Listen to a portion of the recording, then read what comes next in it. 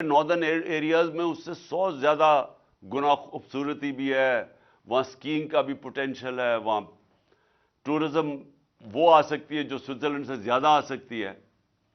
صرف ٹورزم کے اوپر سوئٹزرلینڈ تقریباً دنیا میں سب سے خوشحال علاقہ ہے، کیونکہ 99.9% تقریباً 100% وہاں قانون ہے، رول آف لا ہے، وہاں کوئی قانون کے اوپر نہیں ہے۔ اور اس معاشرے کے اندر آپ یہ دیکھیں کہ وسائل نہ ہونے کے باوجود خوشحال ہے۔ سارا جو یورپ ہے، جو امریکہ ہے، جو یہاں سے لوگ کیوں جاتے ہیں بیچارے اتنے مشکل ویزے لگوا کے کیوں جاتے ہیں ان ملکوں کے اندر؟ کیونکہ وہ انصاف ہے۔ رول آف لا انڈیکس میں وہ سارا جو یورپ اور یہ 90% سے زیادہ اوپر ہے۔ سو ہر جگہ انصاف 90% سے اوپر ہے۔ تو مسلمان ملکوں پہ آ جائیں، جو سب سے زیادہ تیل ہے سارے افریقہ کے اندر وہ ہے نائجیریا، 7% ہے رول آف لا انڈیکس میں۔ انصاف ہی نہیں ہے تو تیل کے باوجود غربت ہے۔ ہماری جو مسلمان دنیا ہے، پاکستان دیکھ لیں، ہمارا کیا رول آف لا انڈیکس ہے؟ ہم 10% بھی نہیں ہیں۔ اور انصاف پھر سے طاقتور اور کمزور قانون کے سامنے ایک برابر، اس کو انصاف کہتے ہیں۔ قانون طاقتور اور کمزور میں فرق نہیں کرتا۔ تو ہماری تباہی، اگر ہم آج مقروض ملک ہیں، وہ ہمارا جو وزیر اعظم ساری جگہ جا کے پیسے مانگتا ہے کہ میں مانگنے نہیں آیا، میں مجبور ہوں، وہ اس لیے مانگنے پھرتا ہے کیونکہ ہمارا ملک کا دیوالیہ نکال دیا انہوں نے۔ اور دیوالیہ کیوں نکلا ہے؟ کیونکہ آپ کے سامنے اتنا بڑا ظلم ہو رہا ہے کہ میں نے اپنی زندگی میں کبھی ایسا کسی دنیا میں کسی ملک کو اس طرح نہیں دیکھا۔ 30 سال سے جو لوگ حکومت میں بیٹھے ہوئے تھے، جنہوں نے چوری کی، کیسز بنے، پہلے جنرل مشرف نے ان کو NRO دیا، سارے ان کے کرپشن کے کیسز معاف کر دیے اپنی کرسی بچانے کے لیے۔ 10 سال انہوں نے اس کے بعد حکومت کی، 2008 اور 2018 کے بیچ میں 10 سال حکومت کی، 4 گنا پاکستان کا قرضہ بڑھایا۔ 60 سال کے اندر پاکستان کا ٹوٹل قرضہ تھا 6,000 ارب روپیہ، 6 ٹریلین روپیہ۔ 10 سالوں میں یہ قرضہ لے گئے 30 ٹریلین روپے پہ، 30,000 ارب روپیہ لوٹا ملک کو انہوں نے۔ ان کے ریئیکشن میں مجھے لوگوں نے ووٹ دی، یہ الیکشن ہار گئے، تقریباً سارا ٹبر ملک سے باہر بھاگ گیا کیونکہ کرپشن کے کیسز تھے۔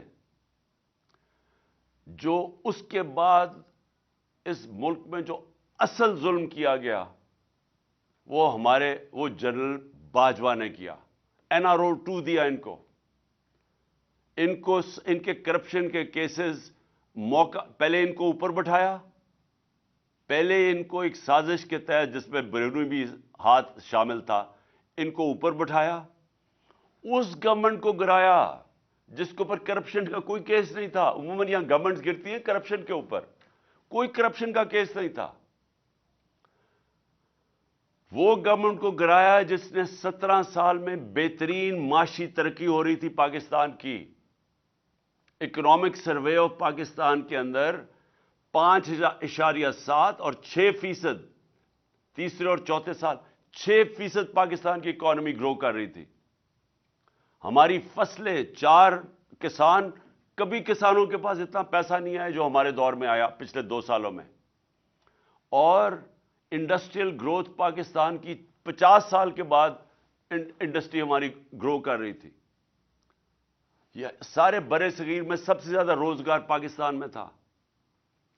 ہماری ایکسپورٹس ریکارڈ تھی، ہماری ریمیٹنسز یعنی باہر سے جو پاکستانی پیسہ بھیج رہے ریکارڈ تھا۔ 32 ارب کی ایکسپورٹس، 31 ارب کی ریمیٹنسز، یہ ریکارڈ تھی پاکستان میں۔ ہماری ٹیکس کلیکشن ریکارڈ تھی 6.1 ٹریلین، 6,100 ارب روپیہ، یہ ریکارڈ تھا۔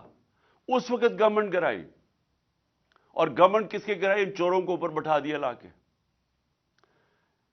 وہ 7 مہینے کے اندر پاکستان کی ساری اکانومی نیچے، انڈسٹریل گروتھ نیچے، ہماری 6% سے اکانومی جو گرو کر رہی تھی وہ آج 0 پہ پہنچ گئی ہے۔ کسان بچارے سڑکوں کے اوپر ہیں، ہماری جو پیداوار ہے وہ نیچے آ گئی ہے، اس وقت ہماری ٹیکس کلیکشن نیچے آ گئی ہے، ایکسپورٹس نیچے گر رہی ہیں، باہر سے ریمیٹنسز نیچے گر رہی ہیں۔ لیکن ایک بہت بڑا کارنامہ انہوں نے یہ کیا کہ سارے اپنے اربوں 1100 ارب روپے کے کرپشن کے کیسز ختم کر رہے ہیں، ایک ایک کے کرپشن اب کیس ختم ہو رہے ہیں، سارے این آر او کی گنگا کے اندر دھل کے سب پاک ہو رہے ہیں۔ اسحاق ڈار بھی پاک ہو گیا، وہ جو بھاگا ہوا تھا مقصود چپڑاسی کیس میں 16 ارب روپے کی جو ان کے اوپر کرپشن تھی، ایف آئی اے نے جو پکڑا تھا، وہ سلمان شہباز، وہ بھی واپس آ گیا، وہ بھی لیکچر دے رہا ہے ہمیں۔ شہباز شریف وہ بھی اس کا بھی سارے کیسز ختم ہو گئے، نیب کے اندر بھی اور ادھر۔ نواز شریف پر تول رہا ہے واپس آنے کے لیے اور کہہ رہا ہے وہ بھی نیلسن منڈیلا بنا ہوا کہ میرے سے بہت بڑا ظلم ہوا۔ زرداری کے بھی کیسز ختم ہو رہے ہیں، اس کی بہن بھی آج پاک ہو گئی ہے، جو سارا سندھ جانتا ہے کہ ہر چیز پہ کمیشن لیتے ہیں یہ بہن بھائی۔ یہ میں آخر میں آپ کو کہنا چاہتا ہوں، یہ اگر اس طرح کا یہ ظلم ہے کہ بیچارہ غریب آدمی جیلوں میں، چھوٹا چور جیلوں میں گھسا ہوا ہے، عام آدمی چھوٹی چھوٹی چوروں میں جیلوں میں پڑے ہوئے ہیں، وہ ایک کمانے والا جاتا ہے پیچھے، گھر والوں کے پاس رہتا کچھ نہیں ہے، وہ لوگ جیلوں کے اندر ہیں۔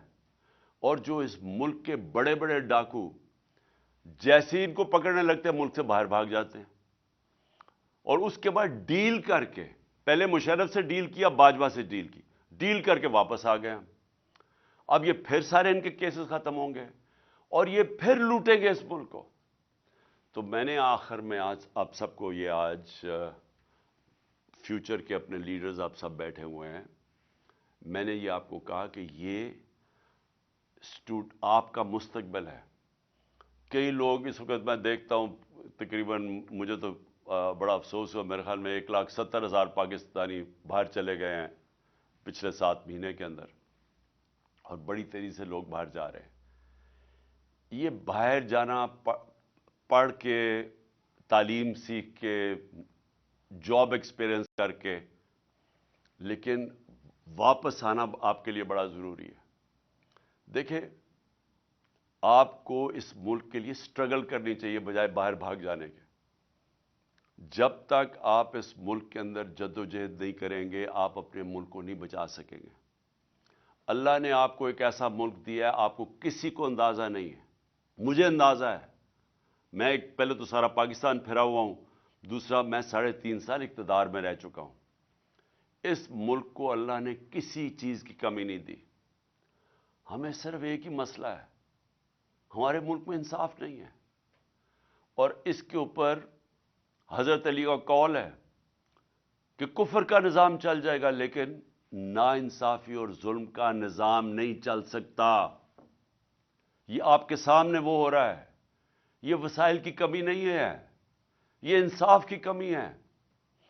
انصاف ہی آزاد کرتا ہے قوم کے پوٹینشل کو، آزاد قوم ہی بڑے کام کرتی ہیں۔ جو میں حقیقی آزادی کی کیمپین میں کر رہا ہوں اس وقت، اور انشاءاللہ جب تک میں زندہ ہوں میں کرتا رہوں گا، ہم نے اگر اوپر آنا ہے، ہم نے اپنے آپ کو آزاد کرنا ہے، اور آزادی سب سے پہلے انصاف سے ملتی ہے۔ ہمیں اس ناانصافی کے خلاف سب کو آواز بلند کرنی ہے۔ آپ کو اللہ نے آپشن نہیں دی نیوٹرل رہنے کی، چپ کر کے گھر میں بیٹھنے کی، آپ کو اس نے اجازت ہی نہیں دی۔ انسانوں کو تو اس نے کہا ہوا ہے اللہ نے کہ انسان کا تو بڑا درجہ ہے، انسان یہ نہیں آپشن وہ کر سکتا کہ اچھا جی اور کوئی آ کے اگر ملک میں ناانصافی ہے تو لوگ جدوجہد کریں گے، میں آرام سے چپ کر کے گھر میں چوڑا ہو کے بیٹھوں گا۔ وہ معاشرے مر جاتے ہیں۔ جو معاشرہ ظلم اور ناانصافی کا مقابلہ نہیں کرتا وہ مر جاتا ہے۔ ایرسٹوٹل 2500 سال پہلے اس نے کیا کہا تھا؟ اس نے کہا تھا اگر معاشرہ میں ناانصافی ہوگی، سارے شہری نکل کے ظلم کے اور ناانصافی کے خلاف کھڑے ہو جائیں گے، سب شہری کھڑے ہو جائیں گے. لیکن اس نے کہا سوائے 2 طبقوں کے. ایک وہ طبقہ نہیں کھڑا ہوگا جو کہ بزدل ہے، وہ ڈرے گا کہ میرے اوپر کیس ہو جائے گا، FIR ہو جائے گی، وہ یہ ہو جائے گا، وہ ہو جائے گا، میں مر جاؤں گا، مجھے یہ ہو جائے گا. ایک تو وہ بزدل طبقہ نہیں نکلے گا، اور دوسرا خود غرض، جس کو صرف اپنی پڑی ہوئی ہے کہ میرا تو جی اچھا بھلا گھر چل رہا ہے، میری تو فیکٹری چل رہی ہے، میں کیوں جناب نکلوں. یہ جو 2 طبقے اگر ان کی ایک عوام کے اندر زیادہ اکثریت بن جاتی ہے، بلکہ اکثریت بن جاتی ہے، تو وہ معاشرے ختم ہو جاتے ہیں. زندہ معاشرے ہمیشہ ظلم و ناانصافی کے خلاف جہاد کرتے ہیں. اس لیے جو میری یہ جو حقیقی آزادی کی میں جو نکلا ہوا ہوں تحریک چلانے کے لیے، اس کو میں جہاد کہتا ہوں. اس کے اندر جو بھی ہو جائے، یعنی انسان کے اوپر جان کی بھی قربانی دینے پڑے تو اللہ نے تو بڑا عظیم رتبہ دیا ہوا ہے. جو کہ اپنی آزادی کے لیے لڑتا ہے، اس کو تو اللہ نے شہادت کا رتبہ دیا ہوا ہے. اس لیے میں آپ سب کو آخر میں یہ کہنا چاہتا ہوں کہ وہ پاکستانی، وہ آدمی جس کو اللہ سب کچھ دے بیٹھا ہے، میں صرف اور صرف اس کے لیے نکلا ہوا ہوں، اپنی قوم کے لیے، آپ کے لیے، آپ کے مستقبل کے لیے. کیونکہ غلاموں کا کوئی مستقبل نہیں ہے. یہ بھی کوئی مستقبل نہیں ہے کہ میں ویزا کٹا کے باہر چلا جاؤں گا. میں نے 20 سال اپنی زندگی کے باہر گزارے ہوئے ہیں. میں تو سٹار تھا، مجھے تو ہر قسم کا جو معاشرہ تھا وہ اپناتا تھا، کیونکہ سب سٹار کے ساتھ ملنا چاہتے ہیں. میرا تو بہت بڑا نام تھا. لیکن ایک دفعہ بھی میں نے یہ نہیں سوچا کہ میں پاکستان کے علاوہ کوئی اور ملک کو اپنا گھر بنانا چاہتا ہوں. کیونکہ انسان، دیکھیں پھر سے یاد رکھیں، انسان کا ایک بڑا مقصد اللہ نے پیدا کیا ہوا ہے. جانور جو ہوتا ہے، وہ جانور بھی کھاتا پیتا ہے، بچے پیدا کر کے مر جاتا ہے. تو اگر انسان کا وہی مقصد رہ گیا کہ میں اپنی ذات، میں بھی کھا پی کے بچے پیدا کر کے مر جاؤں، تو آپ میں جانوروں میں تو کوئی فرق نہیں رہا. انسان کا رتبہ تب ہے جب اس میں انسانیت ہے، جب وہ اپنا مقام پہچانے کہ میں اشرف المخلوقات ہوں، میں اللہ کو جواب دہ ہوں. میں جتنا زیادہ وہ مجھے نوازتا ہے، وہ میرے سے سوال پوچھے گا آخرت میں کہ تم نے کیا کیا. اور آپ سب کیونکہ یونیورسٹی اور کالج سٹوڈنٹس ہو، آپ کے اوپر زیادہ ذمہ داری ہے.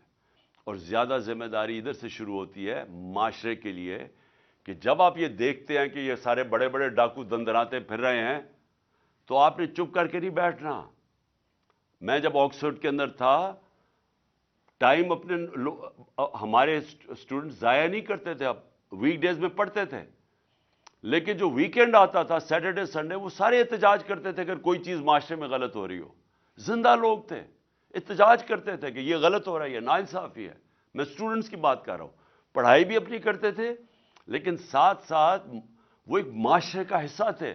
اپنی ذمہ داری سمجھتے تھے کہ اگر کوئی ناانصافی ہو، اس کے اوپر ہم اپنی آواز بلند کریں گے.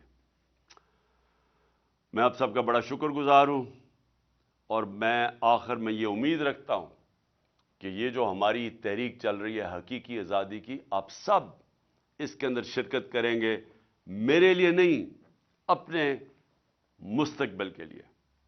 پاکستان زندہ باد.